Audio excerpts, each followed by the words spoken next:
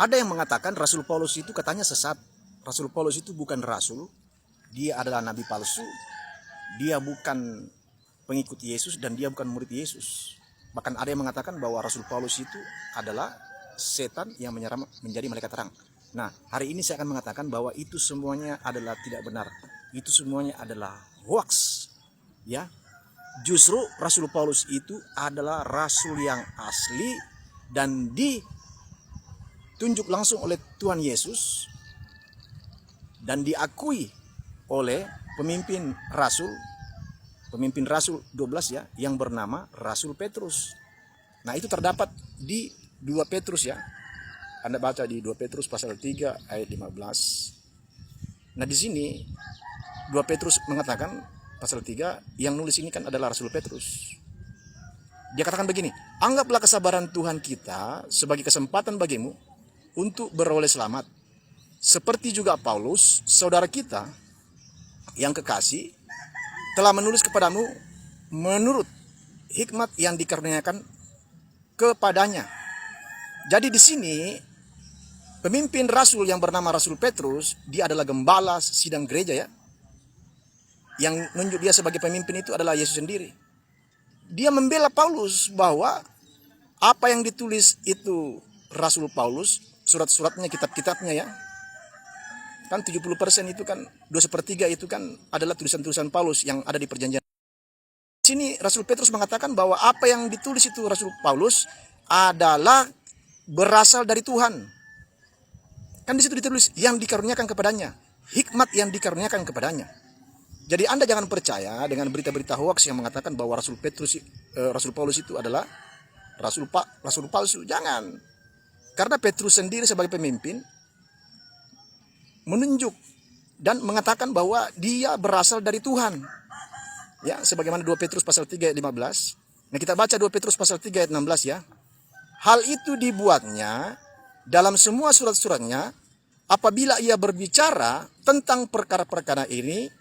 Dalam surat-suratnya itu ada hal-hal yang sukar dipahami sehingga orang yang tidak memahaminya dan yang tidak teguh imannya memutarbalikkannya menjadi kebinasaan mereka sendiri. Sama seperti yang juga mereka buat dengan tulisan-tulisan yang lain. Jadi tulisan Rasul Paulus itu panjang-panjang teman-teman ya. 2/3 itu dia kuasai perjanjian baru. Jadi kalau ada orang yang membaca surat-surat Paulus lompat-lompat, dia tidak baca habis, maka pasti dia akan gagal memahaminya. Makanya banyak bidat-bidat Kristen. Karena mereka membaca tulisan-tulisan Paulus itu hanya 10%, 5%, bahkan lompat-lompat sana, lompat sini. Ya kan, sehingga mereka sukar memahaminya. Petrus sendiri mengatakan bahwa orang-orang yang membaca surat-surat Paulus sukar memahaminya. Dan yang tidak teguh imannya. Terus dia memutarbalikkannya menjadi kebinasaan mereka sendiri. Ya kan, banyak kan ajaran-ajaran sekarang Kristen-Kristen ya, yang mengatasnamakan ajaran Paulus. Mereka memutarbalikkan teman-teman. Ada namanya hypergrace, ajaran kasih karunia overdosis, kan begitu. Padahal di situ Rasul Paulus mengatakan begini, bahwa memang kamu diselamatkan oleh iman, tetapi kerjakanlah keselamatanmu dengan takut dan gentar. Artinya apa? Ketika engkau sudah diselamatkan, engkau harus hidup di dalam pertobatan dan kerjakan dengan ada rasa takut untuk berbuat dosa. Jadi kalau kita tidak baca itu, kita akan sulit memahaminya. Pertanyaannya begini teman-teman ya, Anda yang mengatakan Rasul Paulus itu sesat, jujur saja, apakah kamu sudah pernah membaca surat-surat Paulus itu sampai habis? Ya kan? Contoh surat Galatia, Tesalonika, Filemon, ya kan? Banyak di situ, 1 Tesalonika 1, 1 Tesalonika 2, Efesus. Apakah sudah baca habis Roma, ya kan? Kalau Anda hanya membaca lompat sana, lompat sini berdasarkan buku-buku, maka Anda bisa tersesat dan pasti Anda salah tafsir. Tafsir ya, salah tafsir. Jadi kalau ada yang mengatakan bahwa Paulus itu adalah sesat, itu salah. Jangan didengar orang-orang di sana. Kita ini Kristen, ikuti Alkitab. Sedangkan pemimpin rasul yang bernama Petrus, dia langsung menulis di suratnya di 2 Petrus pasal 3 ayat 15 sampai 17 bahwa apa yang dikatakan Paulus itu benar. Nah itu ya. Cuman kalau kita membaca sepotong-sepotong dan lompat-lompat, kita sukar memahaminya. Makanya baca sampai habis teman-teman. Jadi jangan lagi percaya dengan orang-orang di luar sana bahwa mengatakan bahwa Rasul Paulus itu sesat. Rasul Paulus membatalkan hukum Taurat. Rasul Paulus membatalkan hukum Taurat. Ingat, hukum Taurat itu terdiri dari 3 bagian. Bagian yang pertama mengatur tentang 10 hukum Taurat. Itu Rasul Paulus tidak pernah membatalkan itu, bahkan dia menambahi. Sebagaimana yang terdapat di 1 Korintus pasal 6 ayat 9. Di situ dosa-dosa apa? Perbuatan jahat, percabulan, pembunuhan, persinahan, LGBT, kemabukan, ya kan? Penipu, kikir, pelit. Itu tidak masuk surga. Dan banyak lagi. Galatia 5 ayat 19 sampai 22. Di situ perbuatan daging ternyata adalah apa? Di situ banyak dosa-dosa. Jadi Rasul Paulus tidak pernah membatalkan hukum Taurat bagian yang pertama. Yang dibatalkan Rasul Paulus itu adalah hukum Taurat bagian yang kedua, yaitu apa? Mengatur tentang hukuman mati. Jadi dalam hukum Taurat itu kan ada namanya hukuman mati. Itu yang dibatalkan, ya kan? Orang berzina harus dibunuh.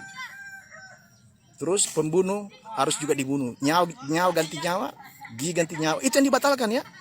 Dan seterusnya dan seterusnya. Jadi itu berbicara tentang hukuman. Tukang-tukang sihir harus ditangkap, dibunuh dan dibakar. Ya kan begitu. Orang-orang non-Israel tidak bisa diselamatkan. Itu yang dibatalkan. Terus hukuman Taurat yang bagian ketiga adalah apa? Berbicara tentang apa? Masalah makanan dan minuman. Yesus mengatakan semua makanan yang haram sudah halal. Nah itu juga yang disampaikan oleh Rasul Paulus di 1 Korintus, di Kisah Para Rasul pasal 20 ya, pasal 15. Itu yang dibatalkan teman-teman, masalah makanan dan minuman. Jadi tidak ada lagi haram-haram. Karena Rasul Paulus mengacu kepada ajaran Tuhan Yesus ya teman-teman. Nah seperti itu. Kenapa demikian? Jadi Rasul Paulus itu bukanlah dari 12 rasul ya, bukan. Dia adalah rasul khusus untuk menghakimi non-Israel. Kenapa ada namanya 12 rasul? 12 rasul itu adalah khusus untuk menangani, menghakimi 12 suku Israel ya. 12 suku Israel ditangani. Jadi Petrus yang memimpin. Tetapi Rasul Paulus itu panggilannya adalah dia sebagai apa? Hakim atas non-Israel. Kenapa? Karena di zaman dahulu itu kan rata-rata orang-orang non-Israel itu kan banyak yang tidak mau disunat. Banyak yang tidak mau ikut Tuhan Yesus karena tersandung karena sunat. Ya kan mereka takut dipotong alat kelaminnya. Jelas tidak terbiasa kan dari kecil. Yang kedua, mereka tidak mau masuk Kristen jadi murid Yesus karena kenapa? Karena mereka hobi makan haram kayak babi. Makanya Rasul Paulus dipanggil oleh Tuhan Yesus dan rohnya pernah diangkat ke surga untuk menerima pencerahan-pencerahan tentang Injil itu. Sehingga bagian yang ketiga ini hukum Taurat ini dibatalkan. Masalah makanan, minuman, sunat itu dibatalkan. Khusus untuk orang-orang non-Israel. Supaya semua orang yang di dunia ini dari utara sampai selatan, dari barat, dari timur bisa diselamatkan untuk masuk surga. Jadi di situ Rasul pesan kepada di suratnya ya. Kita baca di 1 Timotius pasal 1 ayat 17. Jadi ayat 17 ya. Jadi Rasul Paulus mengatakan begini ya. Bahwa dia adalah sebagai pengajar, sebagai rasul dan sebagai guru. Nah, begitu ya teman-teman. Jadi jangan lagi percaya dengan berita-berita hoax yang mengatakan bahwa Paulus itu bukan rasul. Jangan dengar. Itu benar menurut mereka. Jadi sebagai orang-orang Kristen, ingat apa yang dikatakan Petrus, itu yang kita ikuti. Petrus mengakui Paulus adalah rasul, ya kan? Paulus itu sebelumnya dia bukan rasul, dia adalah ahli Taurat, orang Farisi yang mau membunuh orang-orang Kristen. Namun dalam perjumpaannya mau membunuh orang, dia didapati Tuhan Yesus di padang gurun dan dia sakit parah. Akhirnya disembuhkan oleh Tuhan Yesus sendiri, ya kan? Melalui muridnya Tuhan. Nah, seperti itu ya. Jadi Paulus itu adalah benar-benar rasul. Shalom semuanya. Sampai jumpa. Tuhan Yesus memberkati. Amin.